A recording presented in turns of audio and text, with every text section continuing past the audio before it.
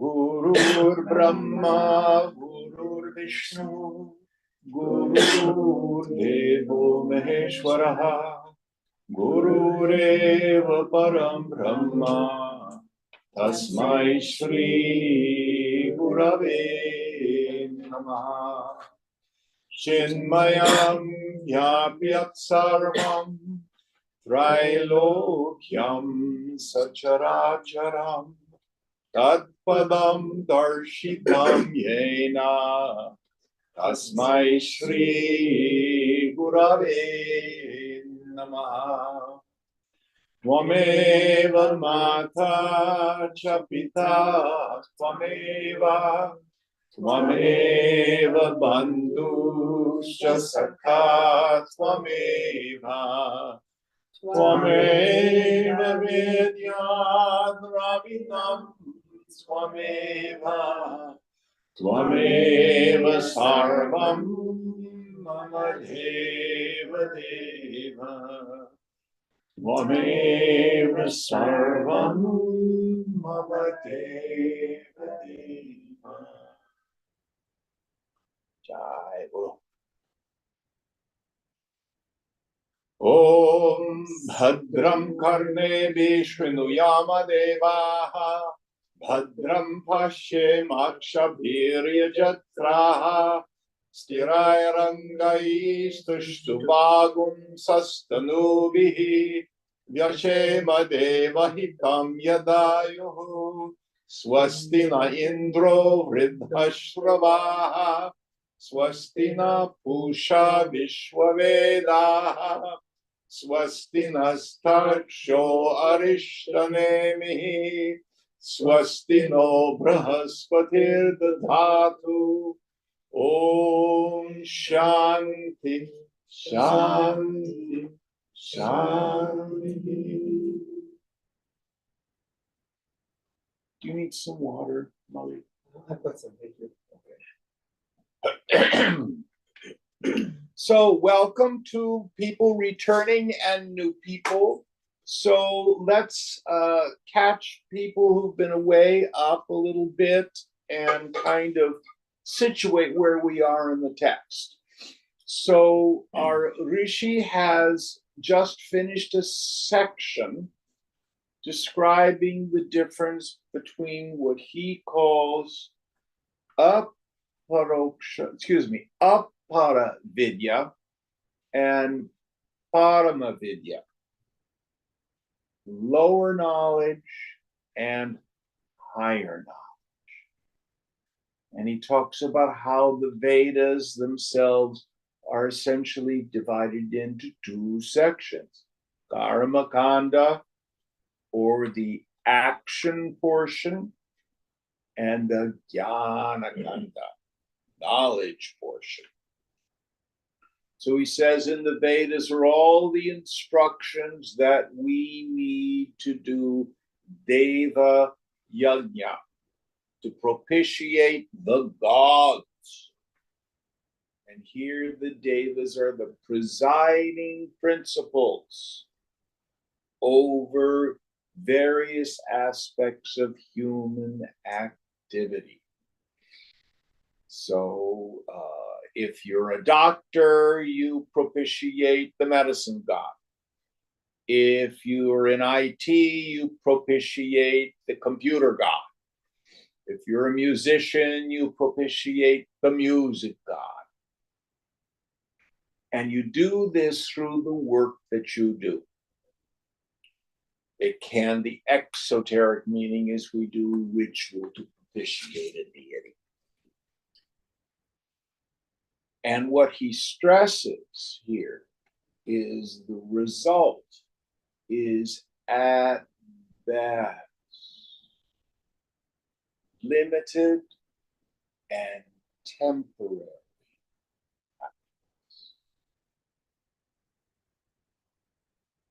Everything in this world is transient, impermanent. So every worldly happiness, every worldly pleasure is always tinged with sorrow. And after we've gone after the world, let it knock us around, we begin to develop mature vairagya. Is this a term you're familiar with, Parvati? Yes. So, detachment or dispassion. The root is raga, which means passion. Prefix is V, which means a superlative, that which takes us beyond our ordinary understanding of passion. Doesn't mean we don't have a passion for the infinite. And it's that desire to give up attachment to all experiences gained through the senses and all ideas of self, starting from the body up to and including the form of Brahma, the creator, meaning I'm a powerful, important person. Why? Because it doesn't satisfy. It's always tinged with suffering. So this is a very important point. Renunciation done out of an idea, oh, I want to be a good Hindu, is rarely permanent. Vairagya only really takes root in the heart through insight. We have to see that the way we're living is what's causing suffering.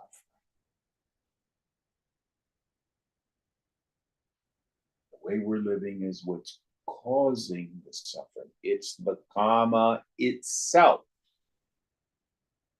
that's painful. And then the jnana kanda, the section on knowledge. What is it that will ultimately satisfy the human heart?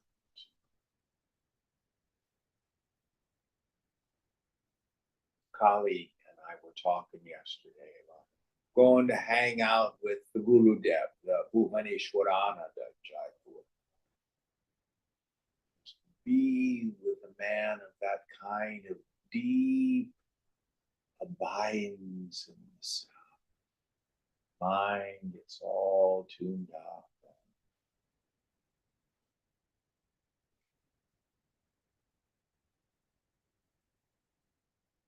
This deep peace, this deep satisfaction. It's so clean, it's so pure. Doesn't cost anything. Won't rot your liver. Completely independent, phenomenal. The only price tag is let go. Let go. All right. So again, repeating, where are we? We're in the first chapter. I think it's the second kanda. And what mantra? 13. 13. Santosh, will you help us out, please? Yes. Tasmai sa vidvanupasannaya samyak prashanta chittaya shamanvitaya yenaksharam purusham veda satyam provachatam tatpato brahma vidyam iti Mundakopanishadi pratama mundake dvitiya khanda. To that pupil who has thus approached him in a proper manner, whose mind is at rest and whose senses are subdued, let the wise teacher truly teach that Brahma Vidya, the science of Brahman, by which the true immortal Purusha is known. All right, so let's parse this, because what we have a reference here to is becoming adhikari.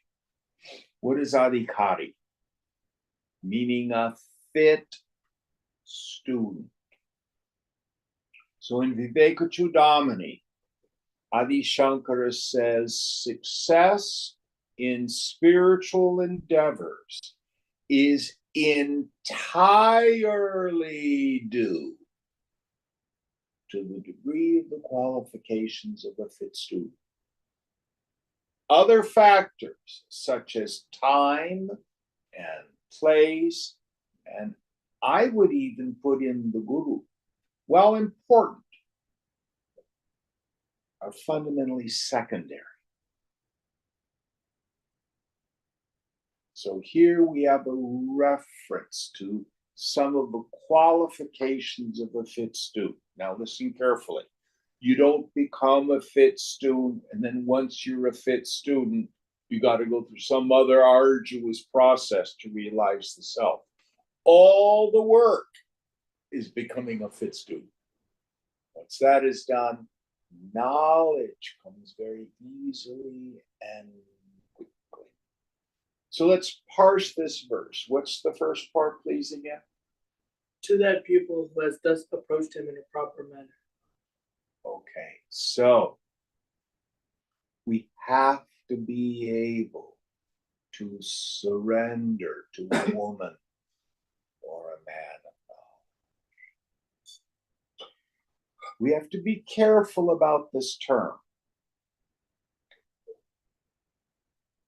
We talk about what are the things we look for in a teacher, someone who's Ch.1, well versed in the scriptures, meaning they can wield the valid means of knowledge, who's a full knower of the Supreme, who has retired into the Supreme,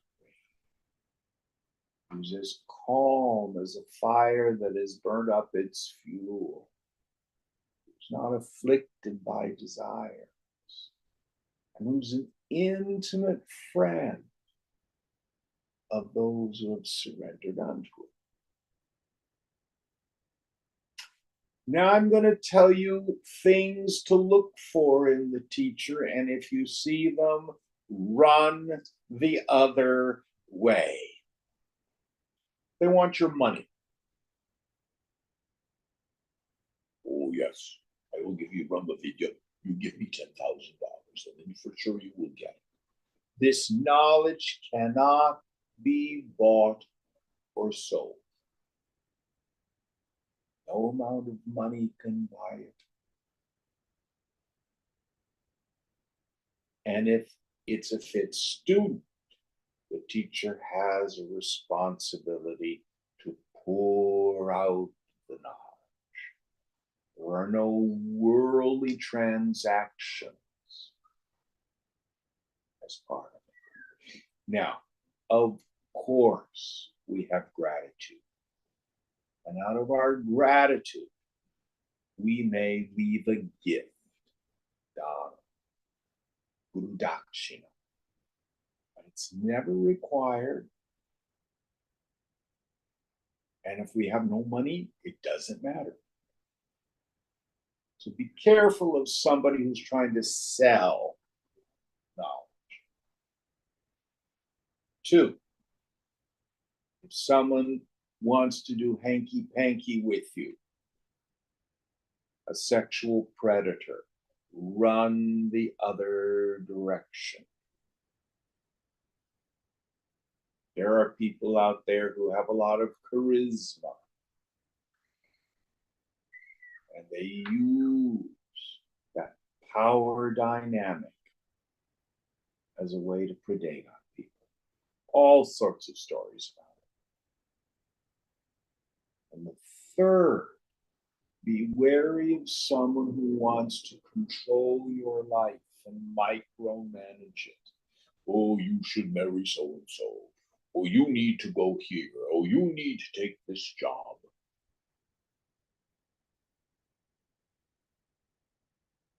I used to wonder why Swamiji never told me to do things. I'd spend time with him and I'd say, Swamiji, what do you want me to do? And he'd say, I have no desires. And I'd get very frustrated till I realized he was telling me what to do all the time. Discriminate between the real and the unreal. renounce my attachment to the world and sense of personal sense of self, tune up my mind, meditate on a regular basis, practice detachment from the world, etc. He was constantly telling me what to do. The stuff that's in the scriptures. That's the stuff that's important. Too frequently, people will go to a guru and say, "Oh, Guruji, should my daughter marry this fellow? Oh, Guruji, should I go into business with so and so?" And many teachers will do their best to answer those questions. But we are missing an enormous opportunity. What are the proper questions to bring to the teacher? Shankara has the 7 questions in Vivekachudamani. What is bondage? How has it come about? How does it continue to exist? How do I get out of it completely? What is the not self? Who is the real self? What's the process of discrimination between the two? Those are the kinds of questions. Or we can talk about the 3 questions we get in Yoga Vasishta. Who am I? What's my essential nature? What is this world? And the 3rd one, how has it come about? Those are the proper questions. We have personal problems, but should always be focused on those 3. So it doesn't matter whether you're bringing the sacred sticks or pranaming or using the right titles and all that sort of stuff. All that is just custom. The proper means of approach is to have an open mind and ask the right question. Any thoughts on this? Next idea. Whose mind is at rest and whose senses are subdued. Yes. So here is a brief reference to being tuned up, being a fit student. So let's go through the qualifications of the fit student briefly. Always good to review them. If we're having trouble in our sadhana, it is suggested go back to the qualifications of the fit student and see if you need a tune-up. See if there's one of these qualities that you've been remiss, that you're not practicing wholeheartedly. Let's go through them. The first is viveka.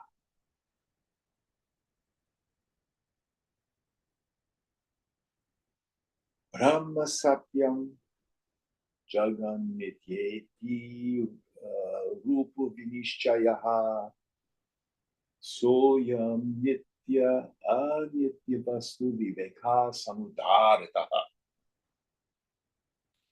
Brahman alone is real. The jagat, the phenomenal world, is nitya, illusion. The firm conviction in the intellect that Brahman alone is real and the phenomenal world is unreal is known as discrimination between the real and the vairagya. We talked about it already. That desire, we don't achieve it overnight. To give up attachment to all experiences gained through the senses. Listen carefully. It doesn't say give up all experiences gained through the senses. It's impossible. It also does not say, never enjoy anything. It doesn't say that either. For example, do you enjoy a beautiful sunset? Yes, no? Yes. Can you own a sunset?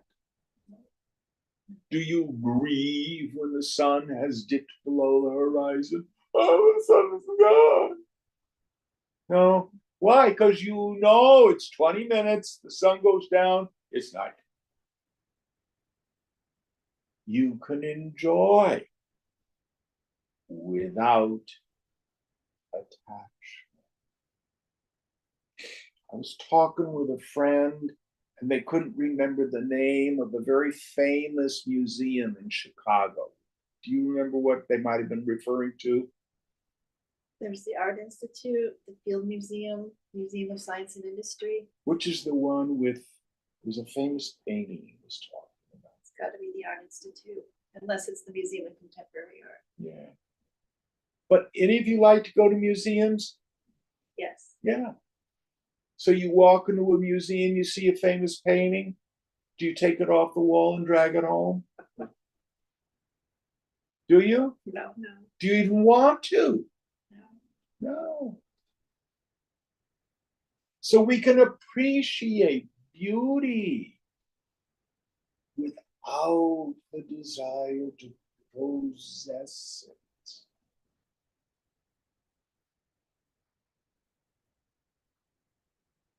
So the yogi's content with what comes. We'll get to that in a minute. But vairagya is that desire to give up attachment to all experiences gained through the senses and renounce any identification with a personal sense of self. Of course, the root attachment is what? Bija, vasana, the root attachment, deha, vasana, attachment to the body. But it can also be the subtle body. I'm the transmigrating soul. Oh, yes. I was a famous person in another life.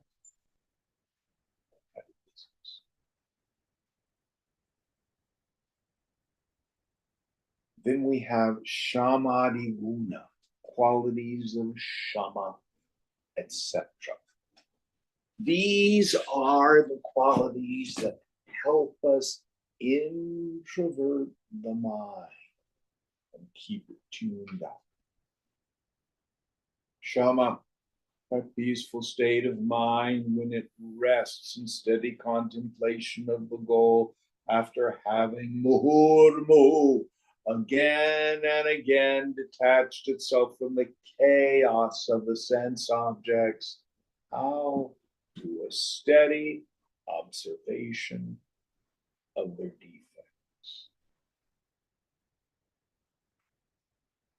When we finally begin to see it's the clinging, it's the expectation, it's the control issues, it's the attachment, it's the craving that causes my suffering. That's the defect. So, what is the term for the defect? It can be dosha, it's literally the word usually for defect. Sometimes we'll use the word klesha, or an affliction. But the world has defects. And it doesn't mean, oh, the person is ugly, or that's a crappy job, or the car I wanted to get has a dent. We don't mean that. It's not a defect in that sense. It means the act of thinking that getting what I want is what's going to make me happy is a defective view of the world. Does that make sense? Yes. Okay. Shama, So when the mind extroverts into the world, oh, I want to bring it back. Dhamma, not letting the mind get pushed out because I'm thinking of past experiences. Keep it in. And then uparati. Uparati is sense withdrawal. It's the same as dharana that you find in the yoga tradition. And Shankara says the best uparati is when you're moving through the world and you don't let the sense objects create vrittis. You just see the world, stay detached.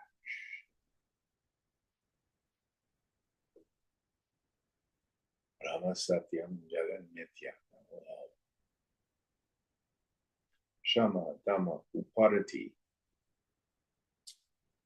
Titiksha, forbearance, the capacity to endure the vicissitudes, the pinpricks of life without the need for redress or revenge. So it isn't the, forbearance in that sense. It means a deep understanding of karma. Christians say, do unto others as you would have them do unto you. The Chinese say, don't do to others what you don't want to have done to you. Yoga says, it will be done unto you as you have done to others. That's law. So the yogi understands good things are happening in my life because of punya, past meritorious actions. If negative things are happening in my life, it's not out there. It's the inevitable maturing of my own past actions, this life or previous lives. So the point of power is my response to it. Can I let it go? As the Master Jesus says, can I return good for evil? Can I stay away from redress and revenge, getting back, getting even, needing to punish? This is Titiksha. Any questions about this?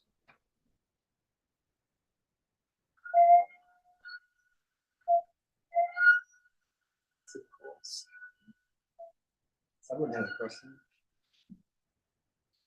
Shraddha, faith. We all have faith. We don't move through the world without it. You came over here with a car. I assume you know that if you turn the key on, the car will start. You have faith that'll happen.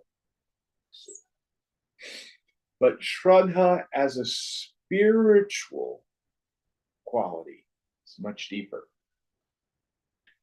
So Shankara says it is by this means alone that reality is made known to us. What it means is the student has the capacity to tune to the mind of the teacher, to go where the teacher goes. Our intuitive capacity to do that is our Shraddha. We did Titiksha, we did Shraddha. Shama, Dhamma, Uparati, Titiksha, Shraddha, Samadhana, the sixth one. The tranquility of mind, again, when it rests in steady contemplation of the goal, Brahman, is not to be achieved by any amount of oscillation of the mind. Many of us think this work is figure-outable. And then, should I move here? Should I not move there? Should I move here? Should I not move there? Anybody gone through that before? Yes. Should I take this job? Should I not take this job? Should I take this job? Should I not take this job? Should I date this person? Should I not date this person? Should I do this? Should I not do that? Mind oscillates. My interior spreadsheet, all the positives, all the negatives. So what Shankara is saying here when he enumerates all this stuff is set that aside in life. Get very still, very quiet, understand the clearest mind, the most powerful mind, the most discerning mind is the quiet mind, not vacillating.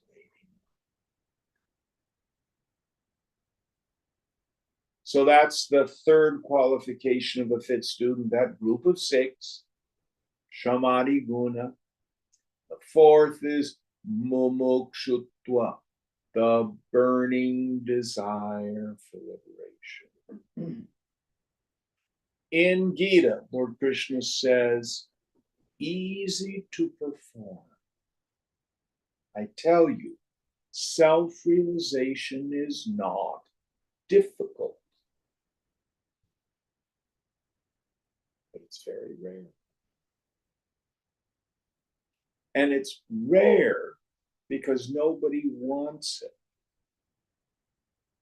Even people who see themselves as spiritual don't really want it. So the way I like to frame it is this. If you take the word God, G-O-D,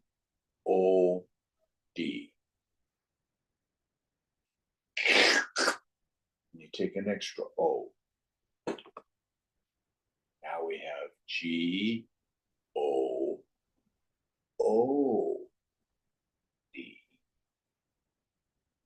No matter what I think, what I say, my good is my God. God is my good. I may study scripture, do asana, but if I think the esteem of other people is what's really important, that's my God. If I think financial security is what's most important, that's what upsets me all the time, that's my God. If I think getting the promotion at work is what's most important, that's my God. Where is your treasure? That's where your heart is. So we have to really make self-realization the most important thing.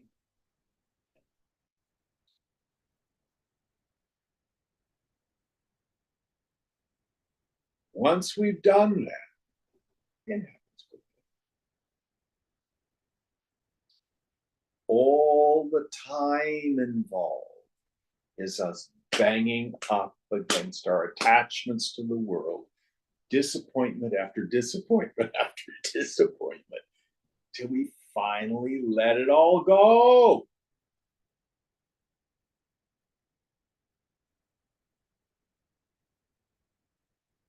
And then others say that bhakti alone is supreme. So if we have spent some time cultivating the qualifications of a fit student, becoming adhikari, our mind is at peace. We're no longer distracted by the senses. That is all implied by this one phrase in the mantra. Next idea. Let the wise teacher truly teach that Brahma Vidya by which the true immortal Purusha is known. So, if the student is prepared, then it is the teacher's duty to pour out the knowledge. And if the student is not ready, Lord Shiva himself could be your guru and nothing happens. And if the student is ready, is adhikari, a rock will enlighten. Right, next mantra. That's the end of Okay. chapter 2. Tadetat satyam yatha sudiptat pavakad visfulingaha sahasrashaha prabhavante sarupaha tatakshara vividaha saumya bhavaha prajayante tatra chaiva piyanti. This is the truth as far from the flaming fire, thousands of sparks similar to its form issue forth.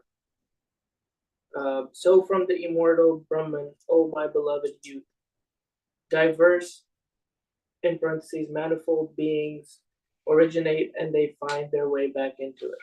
Yes.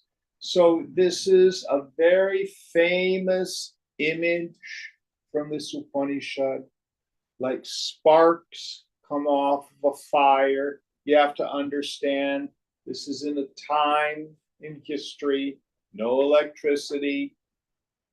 So if you've been in villages in India in the evening, work stops. So frequently there's a fire in the center of the village, bonfire. People get around, people sing, they might have dance and stuff like that. There's a culture and leisure. It's nice. You watch a bonfire, you may have one when you go camping in modern day. The sparks, and they come back. So the idea here is all the things and beings in this world, and here most specifically, he's talking about our sense of individuality, comes from created by him. So, how does the phenomenal world come about? And this is allegory. This is mystic symbolism. It's not science. Vedanta thunders that the phenomenal world is not created the way a potter creates a pot. When it comes to cause, the scripture talk about 3 dimensions of causation: material cause, instrumental cause, and efficient cause. Go back to our image of the potter and the pot. So what's the material cause of the pot? Clay. The clay is different than the potter. What's the instrument? The potter's wheel.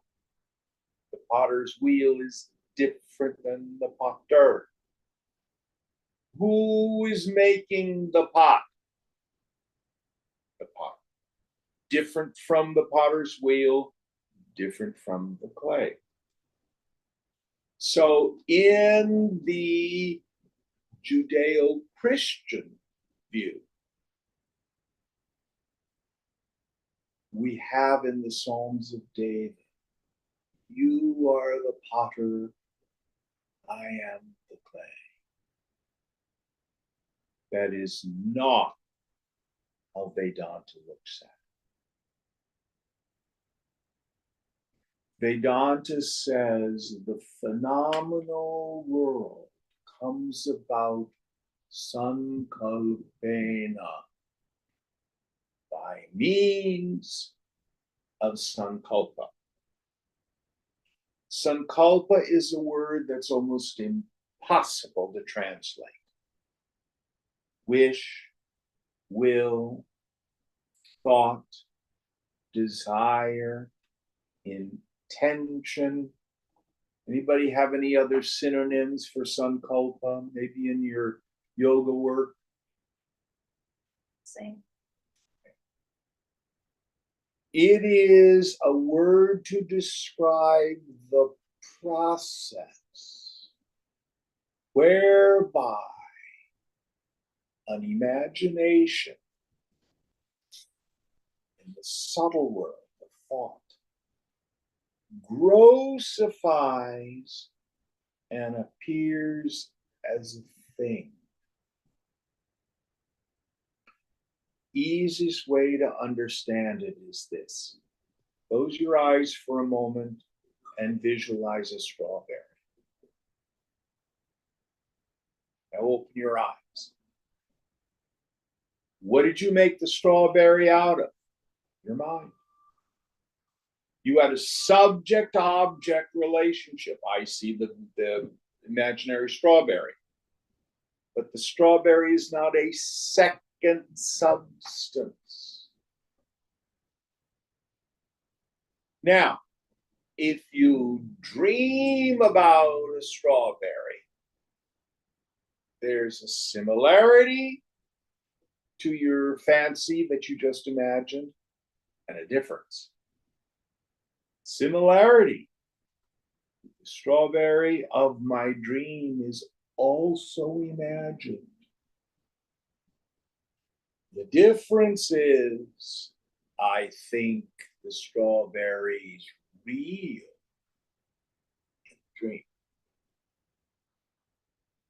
To the dreamer, the dream strawberry seems separate, material, and real. Just like right here in our waking state world, all these objects and all the people seem separate, material, and real. The reality other than me. And what the Upanishad is implying is that it only seems that way. So I like to say, you are the god of your dream. Mini Maya takes place in the dream. You clearly understand the dream state, you'll understand what's going on. Here's a good question. Do you incarnate into a dream? Are you in the dream? Or is the dream in you? And is the dream really in you? If you dream you're driving a sports car, you wake up in the morning and look over and see a sports car in bed with you. Seen, definitely seen. But imagine, it just seemed real. So when it comes to this world, let's go back to our material cause, instrumental cause, and efficient cause. What is the material world made of, including your sense of individuality? Consciousness. Chandogya thunders sarvam kalvidam brahma. All this is verily Brahman. Instrumental cause. Where is it done? In consciousness. Who's doing it? Consciousness. So all three elements of causation are merged.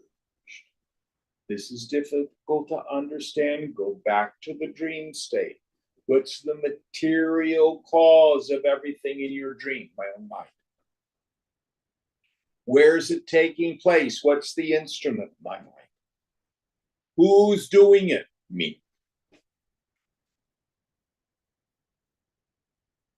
So we want to be very clear that there's no little itty bitty self that's being created or apart from Brahman. How can the infinite ever become something finite?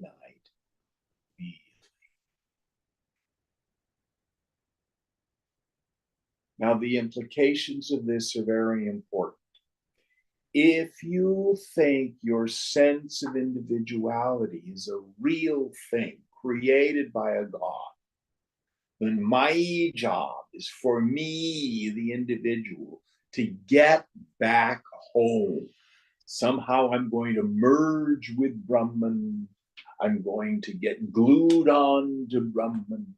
I'm going to get very close to Brahman. I, the individual, am going to have some change where I, the individual, am now different. And that's an erroneous construct. What happens to the dreamer when you wake up? Where does she go? Disappears. Why? Not real. She doesn't merge into the waker. Oh, wait a minute. She's coming there. It's almost inside me. No. When the dreamer, waker, I'm almost there. No. One moment you think you're in some haunted house with stairs that are very twisty, and then the alarm goes off and boing. Where did it all go? Gone. Because it wasn't real.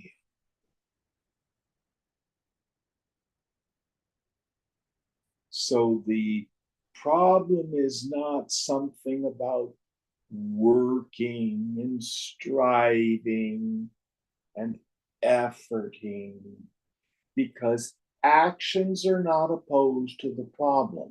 The problem is spiritual ignorance. And the antidote to ignorance is knowledge. When I wake up, the dream is gone. And my knowledge is, oh, what a vivid dream. It seems so real. That's just a dream. You don't become Brahman. You are already that. What I need to do is realize what I've always been.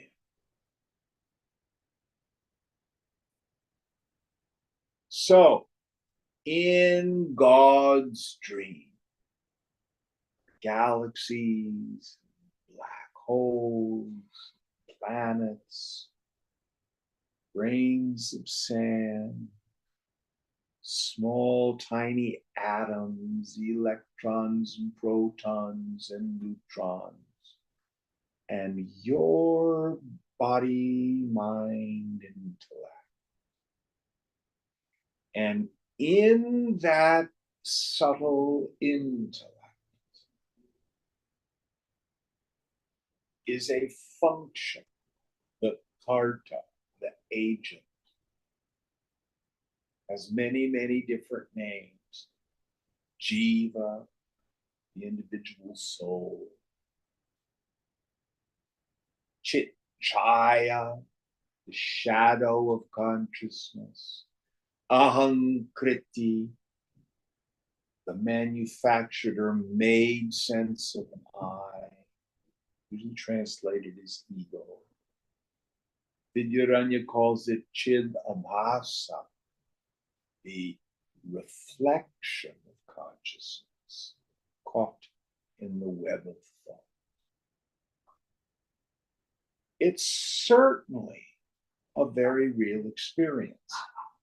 For example, Kali, did I have breakfast this morning? I don't know. You don't know. You weren't there. Did you have breakfast this morning? Yes. I didn't know that. So there's an individual knower of an individual experience. Nobody's denying that that doesn't take place.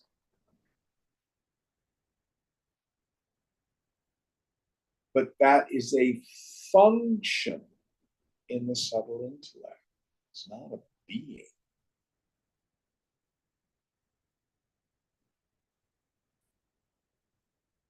So here, these body-mind intellects with that function with human beings. These are characters in Ishvara's dream. All right. My dream depends on my body and mind that is located in some space. Whereas this dream is not dependent on something located somewhere else. It's a non-physical thing that you're referring to. Well, there are layers of dreaming. So Ishvara is dreaming this phenomenal world, which is essentially neutral. But one of the things in Ishvara's dream are human beings. And a human being, you then project onto Ishvara's dream stuff, good and bad, right and wrong, just and unjust. And I had this illusory notion.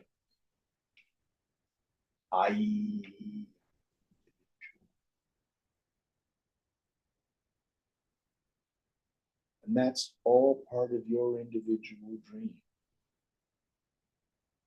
So you've got a dream within a dream, as it were. Yes. So then Ishvara, so this is just you're using that as a name as supreme consciousness, and its origin is, there is no art. Like, what is that, the origin of Ishvara's dream?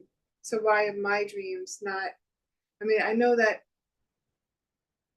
so if we say Ishvara, and we're in his dream, then who is dreaming Ishvara? Who? The locus of Maya is Brahman. Maya is the power by which all this comes about. The locus of Maya is Brahman. It is the nature of consciousness to have images appearing. I think, but maybe what she's saying is infinite recursion.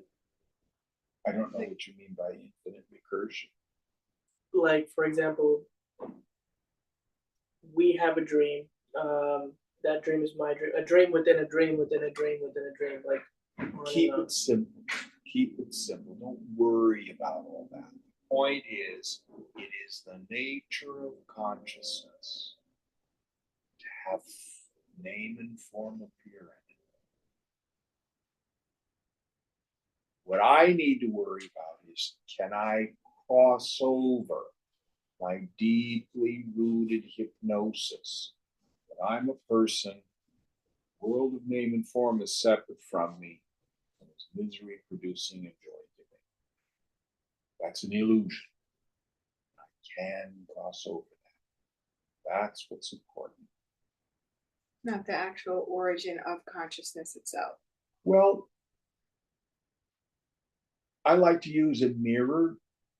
You can go into the bathroom and look in the mirror. Now, can you take the image in the mirror out of the mirror? Collie goes into the bathroom after you. There's a different face in the mirror. Did the mirror undergo any change? No, it's just its nature to have images appear in it. So also, it is the nature of consciousness for name and form to appear in it. It's its Maya Shakti. Maya is the word we use to describe how the impossible seems possible. How is it that consciousness, which is kutastha, absolutely still and immovable and never undergoes a change, seems to have a whole cosmos appearing? Don't know.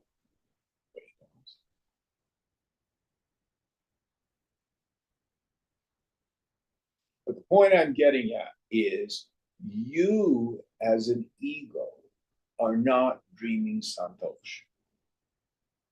It's not solipsism. If you get hit by a bus, Santosh doesn't disappear. Does that make sense? Yes. So we do see a phenomenal world. Nobody's ever denying that. But what is it? It is consciousness. And there are profound implications to that. Nobody dies. What's really here never leaves its dharma. Just the names and forms continue to morph.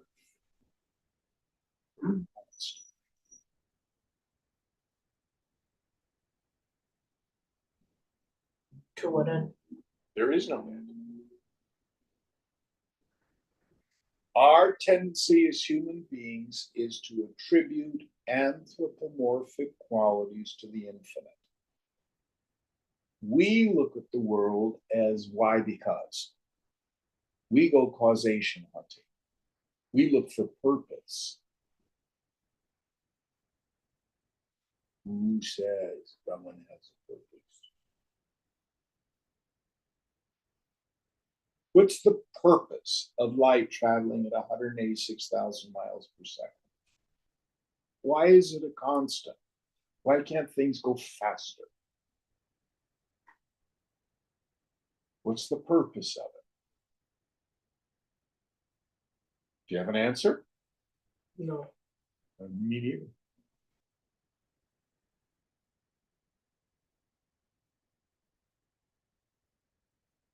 It's just the way it is. Yeah, now we're getting someplace. It's just the way it is. So, before we leave this mantra, understand this is allegory. We had the earlier one, like the spider extruding its silk, hair coming out of your head, the sprout coming out of the earth. We have to understand this is allegory. The teaching of Vedanta is, well, let's go to our mantra that we say at the end of class. Om Purnamada. Om, sound syllable for the infant. Purnam Adaha. That is full. Brahman is full of being. Bhava. Purnam Idam. Idam or Sarvam Idam is shop talk for the phenomenal world. The infinite is full. This phenomenal world is full of consciousness, full of being. Purnam Purnat Purnam Udachyate. From the fullness of that, the the fullness of this has issued forth, proceeded forth. This is where it comes from, like the sparks from the fire. Where did your dream come from? It came from my mind.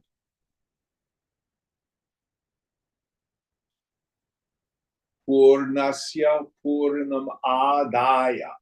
When from the fullness of that, the fullness of this is taken away, Purnam Eva Avashishyate. Fullness alone remains. Let me show you what that means microcosmically. Close your eyes and go back to visualizing the strawberry. Now open your eyes. That strawberry was full of you. And when you quit imagining it, were you diminished in any way? No. Now close your eyes and visualize an elephant.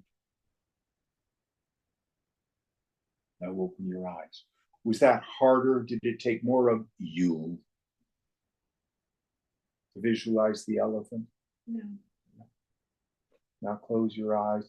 Imagine you're on a cliff overlooking this vast plain, maybe a river going through it, and mountains in the distance.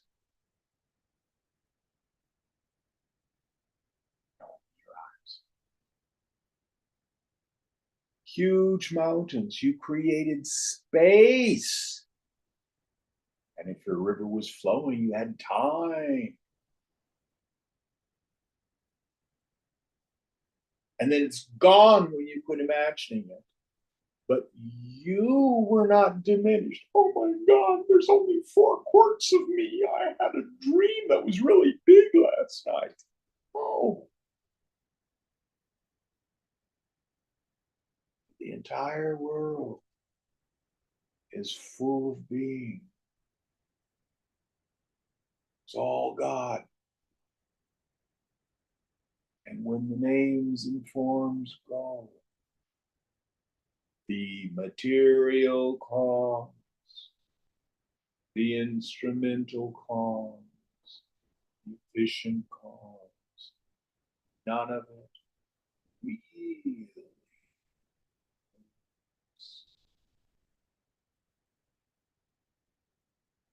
One of the definitions of Maya, it is the word we use to describe how the possible, the impossible seems possible.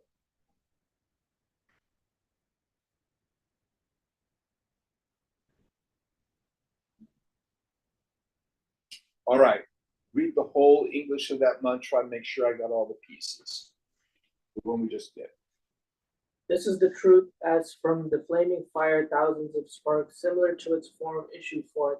So from the immortal Brahman, O my beloved youth, diverse beings originate and they find their way back into it. Yes. So they find their way back into it. So all the names and forms ultimately are destroyed. One of the laws, one of the sankalpas of the infinite is everything perishes. Now there's a deeper understanding. What is the dharma of a human being? Remember our definition of dharma, the essence of a thing without which it would not be the thing that it is. It's the dharma of water to be wet. It's the dharma of fire to burn. It's the dharma of sugar to be sweet. What's the dharma of a human being? Realize. Self-realization. And there's 2 ways to look at it. Who are you? What are you? How do you know you are you? You do not see, hear, taste, touch, or smell yourself. You don't emote yourself. You don't think yourself. yet you know you are. You are Swayambhu, self-evident. The great 20th century saint, Meher Baba, used to say, everybody's already realized, meaning the only real self-knowledge that he already has. You are always you. When have you ever not been you? But the other understanding of it, Dharma can also imply a movement through time and space. So, what is the Dharma of a river? The Dharma of a river, it is water that flows from a higher elevation to a lower elevation, into a river, or into a lake, or into the ocean. So, from the standpoint of this individual thing, through many incarnations, in God's dream, it evolves. And finally, we attain a human birth.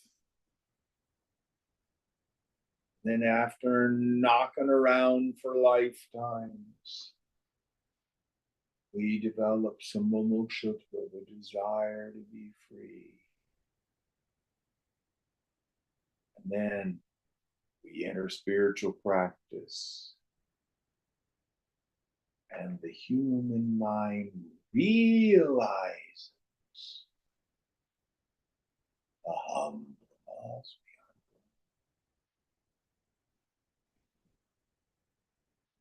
It was all just a very long, very vivid dream.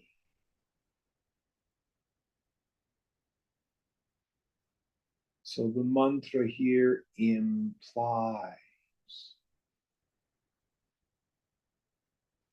evolution of a human being back home to God. Now, the implication is incredibly important. In Christianity, for example, we have infinite repercussions for finite actions. A human life is short and finite. Its actions are short and finite.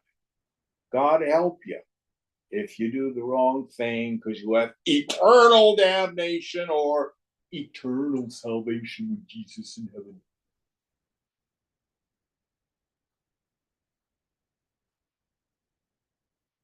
Vedanta says there are no damned.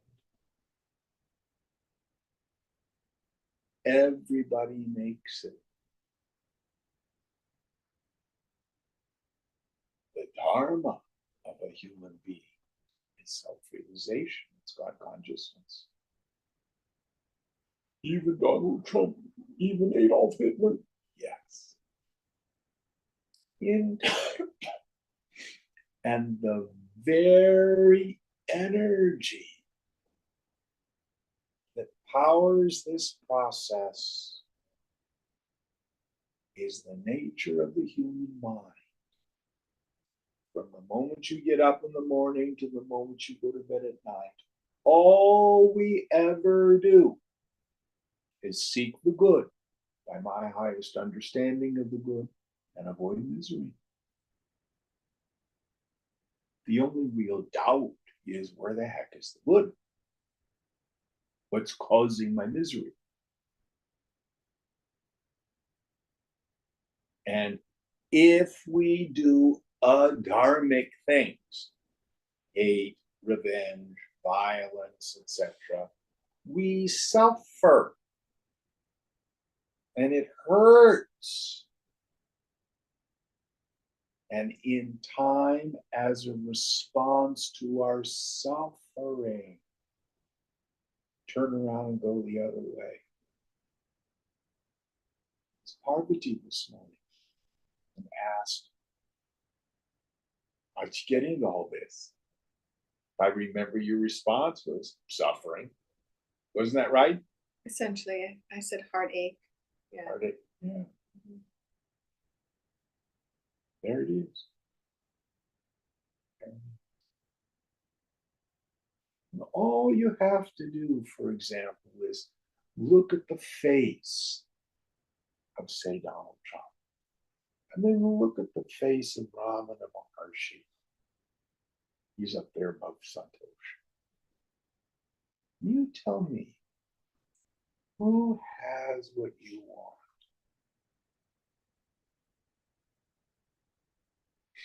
This guy looks like a happy camper to me.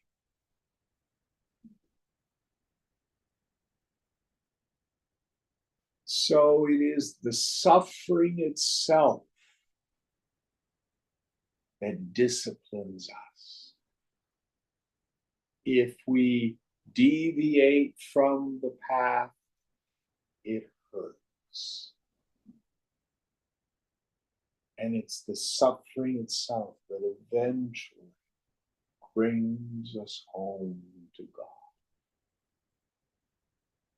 Just like every river ends up in the sea, every soul comes home to God. Vedanta is the most compassionate of all religions. Everybody's saved. No one is damned. So have faith. Have faith. If it seems like, oh my God, I've done this for so long and I'm still unhappy and suffering, don't worry.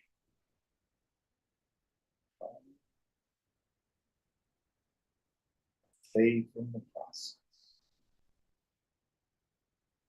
Okay, what verse are we on for next week? 2, section, page 65, section 2, chapter 2, section 1, mantra 2. Okay. Before we end, I need to let you know there will be no class on August 10th. I think that's 2 weeks from today. I am a best man at a wedding, so I will not be here. Where's the wedding? It's down in Cupertino, Oh, okay. not too far. So I will put that out on the email and make sure it's WhatsApp-ified too. Om Purnamada Purnamidam Purnat Purnamudachyate Purnasya Purnamadaya Purnameva Vashishyate. Om Shanti Shanti Shanti. Hari Om Shri Guru Pyo Namaha. Hari Om.